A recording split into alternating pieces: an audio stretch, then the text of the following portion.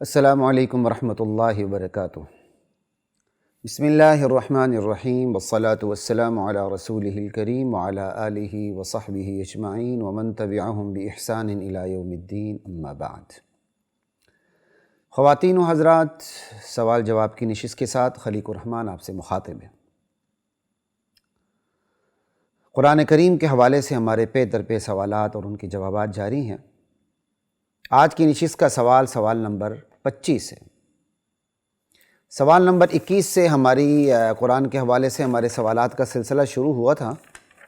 سوال نمبر 21 تھا کہ کیا قرآن کریم ترجمے کے ساتھ پڑھنا چاہیے، کیا قرآن کریم کو ترجمے کے ساتھ نہیں پڑھنا چاہیے؟ تو ہم نے دلائل سے بات کر لی تھی، کیوں نہیں قرآن کریم کو ترجمے کے ساتھ پڑھنا چاہیے۔ پھر قرآن کریم نازل ہی کیوں ہوا ہے اگر آپ نے قرآن کریم کو پڑھنا نہیں؟ ٹھیک ہے۔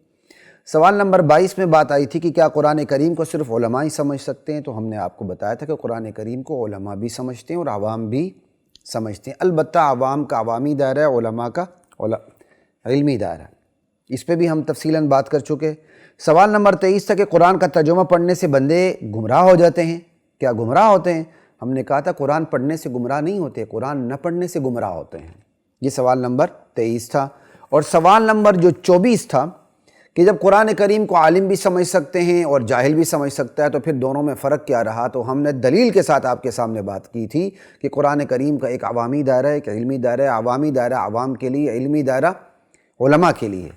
تو یہ سوال نمبر 21، 22، 23، 24 چار سوالات کے ساتھ اور ان کے جوابات سامنے رکھ کے یہ چیز ظاہر باہر اور اظہر من الشمس ہو گئی کہ قرآن کریم کو واقعی پڑھنا چاہیے، سننا چاہیے، سمجھنا چاہیے، آگے پہنچانا چاہیے۔ اب اسی پہ سوال قائم ہوتا ہے کہ قرآن کریم کو پڑھنے، سننے، سمجھنے کے لیے ہمیں کیا طریقہ کار اختیار کرنا چاہیے؟ جو ہم اپنے لیے طریقے اختیار کریں گے تو ہم دوسروں کے لیے بھی کریں گے، تو وہ آگے پہنچانے کے لیے بھی پھر وہی طریقہ آ جائے گا۔ اس لیے اس پہ الگ سے بات نہیں ہوگی۔ ہم آج اس پہ بات کریں گے اس نشست میں کہ قرآن کریم کو سننے، سمجھنے کے لیے، پڑھنے کے لیے کیا طریقہ اختیار کیا جائے۔ ایک بیلاگ طریقہ، ایک نیوٹرلز کہتے ہیں نا، ایک نیوٹرل طریقہ، ایک غیر جانبدار انداز کہ جس سے ہم قرآن کی حقیقت تک پہنچ جائے، قرآن نے جن حقائق کی بات کی ہے ان تک ہم پہنچ جائے۔ اس کے لیے کیا طریقہ اختیار کیا جائے؟ جواب یہ ہے خواتین و حضرات، ذرائع ابلاغ کے اس جدید دور میں ترجمہ قرآن کو پڑھنا پہلے کی نسبت اب بہت آسان ہو چکا ہے، اور اس حوالے سے بہت جدت بھی پیدا ہو چکی ہے، سہولت بھی پیدا ہو چکی ہے، تنوع بھی پیدا ہو چکا ہے، تنوع رنگا رنگی۔ سمجھے یہ بات کی کہ ترجمہ قرآن میں بھی تو بات ٹھیک ہوتے ہوئے بھی ڈیفرنٹ ٹیسٹ ہوتے ہیں، الفاظ کا ٹیسٹ ہوتا ہے، مزاج ہوتا ہے، ٹھیک ہے جی۔ پہلے کسی دور میں بالخصوص بر صغیر پاک و ہند میں عوام ترجمہ قرآن سے بالکل نا آشنا تھی۔ عوام تو کیا، علماء نا آشنا تھے، وہی ایک الگ دکھ بری داستان ہے۔ منطق کے پیچھے زندگی ضائع کر دینا، فلسفے کے پیچھے زندگی ضائع کر دینا، قیل و قال، قلنا قیل قلنا قیل قلنا، اس کے اندر ہی رہے، قرآن کا ترجمہ تک نہیں آیا۔ خیر ایک الگ دکھ بری داستان ہے، کبھی اس پہ بھی بات کریں گے۔ تو برصغیر پاک و ہند کی عوام ترجمہ قرآن کی عوام جو ہے ترجمہ قرآن سے بالکل ناشنا تھی۔ پھر الحمدللہ رحمت برسنی شروع ہو گئی، برسات برسنی شروع ہو گئی، قرآن کے ترجمے شروع ہو گئے، قرآن کے تراجم شروع ہو گئے، اور جنہوں نے قرآن کا ترجمہ کرنے کی ہمت کی ان کو فتووں کا سامنا بھی کرنا پڑا، فتووں کا سامنا۔ اللہ اکبر۔ خود میرے والد مرحوم، اللہ ان کی قبر کو جنت الفردوس بنائے، اس کا ایک باغ بنائے، روضۃ من ریاض الجنہ بنائے، فرمایا کرتے تھے کہ جب میں نے لاہور میں درس قرآن کا آغاز کیا، جس محلے میں، جس علاقے میں، وہاں اتنی مخالفت ہوئی کہ عورتیں بھی مخالفت میں اتر آتی تھیں، عورتیں بھی باہر آ جاتی تھیں مخالفت کے لیے۔ پھر الحمدللہ ایک ایسا دور آیا، خیر وہ ایک الگ بات ہے۔ تو صرف آپ کو یہ بات بتا رہا تھا کہ عوام تراجم قرآن سے ناشنا تھی، پھر قرآن کے تراجم شروع ہو گئے، لفظی بھی، محاوراتی بھی۔ خاندان شاہ ولی اللہ کا اور ان کے خاندان کا اس حوالے سے، ترجمہ قرآن کے حوالے سے بہت کلیدی کردار ہے۔ بہر کیف قرآن کے ترجمے کو ہم اس انداز سے تقسیم کر سکتے ہیں۔ اس لیے میں بات کر رہا ہوں کہ جب قرآن کے مختلف قسم کے ترجمے سامنے آئیں گے تو آپ کو اپنے مزاج کے مطابق ترجمے کو اخذ کرنا، لینا، پڑھنا آسان ہو جائے گا۔ اس لیے میں ذکر کر رہا ہوں کہ آپ نے ترجمہ قرآن میں کیا طریقہ اختیار کرنا ہے، قرآن پڑھنے کے لیے طریقہ کار کیا اختیار کرنا ہے، یہ دیکھیے۔ قرآن کریم کے ترجمے کو مختلف اقسام میں تقسیم کیا جا سکتا ہے۔ ایک قسم ہے لفظی ترجمہ، رواں لفظی ترجمہ، کہ سیدھا سیدھا لفظی ترجمہ ہو رہا ہوتا ہے ایک۔ دوسرا طریقہ یہ ہے سیدھا سیدھا لفظی ترجمہ نہیں ہوتا بلکہ ٹکڑوں میں ترجمہ ہوتا ہے، ہر لفظ کا علیحدہ علیحدہ ترجمہ۔ دو طریقے ہو گئے۔ تیسرا طریقہ ہے بامحاورہ ترجمہ، اور چوتھا طریقہ یہ ہے کہ وہ ایک ایسا ترجمہ ہوتا ہے، آپ حیران ہوں گے، وہ لفظی اور بامحاورہ ترجمے کا ایک حسین امتزاج ہوتا ہے۔ آپ دیکھتے ہیں تو لگتا ہے محاوراتی ترجمہ ہے، حقیقت میں وہ لفظ کا ترجمہ بھی ساتھ ہو رہا ہوتا ہے۔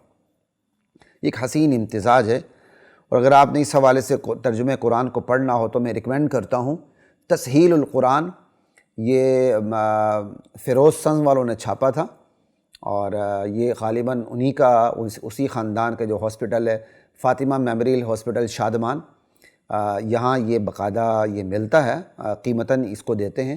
بہترین ترجمہ قرآن ہے، اور جنہوں نے لکھا ہے اس ترجمے کو مولانا فیروز الدین، جن کے نام پہ فیروز سنز تھا ہے، اور ان کی جو قبر ہے وہ میں نے خود دیکھی ہے، علی حجویری رحمۃ اللہ علیہ، جن کو داتا گنج بخش کہتے ہیں، حالانکہ گنج بخش بھی اللہ ہے، داتا بھی اللہ ہے۔ بندہ تو منگتا ہے، وہ داتا کیسے ہو سکتا ہے؟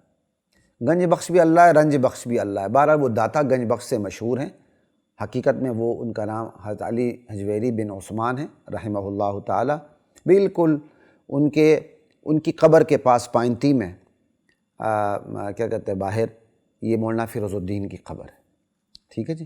تو بڑا کمال کا ان کا ایک ترجمہ ہے، جو لفظی اور بامحاورہ ترجمے کا ایک حسین امتزاج ہے۔ یہ چوتھی قسم ہو گئی ترجمے کی۔ اسی طرح مختلف مسالک سے منسوب تراجم بھی، ٹھیک ہے، اور اہل سنت سے منسوب تمام مسالک کے اہم علماء کے دستخط سے جاری شدہ متفق علیہ ترجمہ بھی ہے۔ ایک تو مختلف مسالک سے منسوب تراجم ہو گئی، یہ پانچویں قسم ہو گئی۔ ایک ہی جو طبقات اپنے آپ کو اہل سنت کہلاتے ہیں، جس میں دیوبندی، بریلوی اور اہل حدیث سر فہرست ہیں، یہ تین ہی ہیں، ٹھیک ہے۔ تو اہل سنت سے منسوب جو تمام مسالک ہیں، ان کے اہم علماء کے دستخط سے اتفاقی ترجمہ، یہ ترجمے کی چھٹی قسم ہو گئی۔ قرآن آسان تحریک والوں نے اس میں بڑا کردار ادا کیا، ٹھیک ہے جی۔ اور ساتویں قسم ایک اور بھی ہے کہ قرآن کریم کے ایسے تراجم بھی موجود ہیں جن پر اہل سنت سے منسوب تمام مسالک، دیوبندی، بریلوی، اہل حدیث کے علاوہ اہل تشیع کے جو علماء ہیں ان کے بھی دستخط ہیں کہ یہ ترجمہ ہمارے نزدیک بھی معتبر ہے، اگرچہ مجھے یہاں اہل تشیع کا نام لینے کی ضرورت ہی نہیں تھی، کیونکہ وہ ہم سے بالکل ایک جدا منہج اپنا رکھتے ہیں، اور آج کل زور و شور سے ان کے لوگ حضرت ابوبکر صدیق کو گالیاں دے رہے ہیں، صحابہ پر تبرہ کر رہے ہیں، تو ہمارا تو اس پورے طبقے سے اعلان برات ہے، پورے طبقے سے جو یہ کام کرتے ہیں اعلان برات ہے۔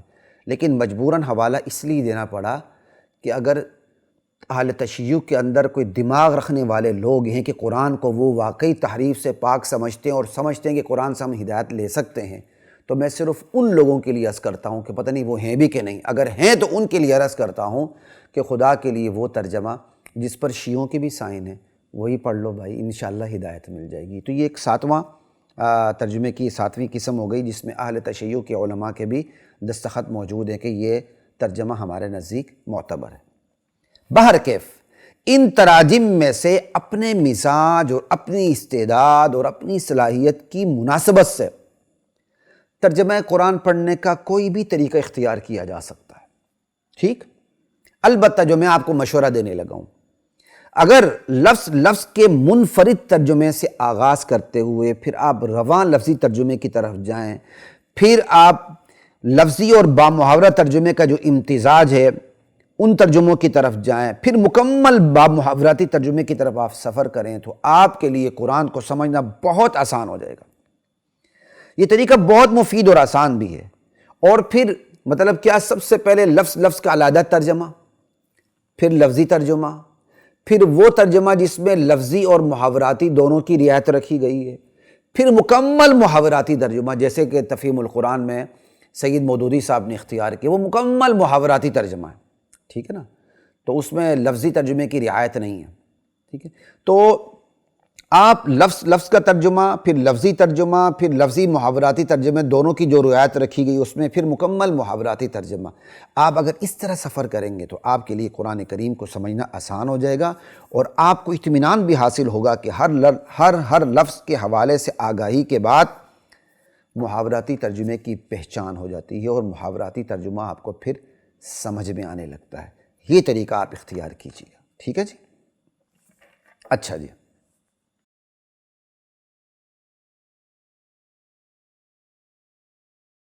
وَلَقَدْ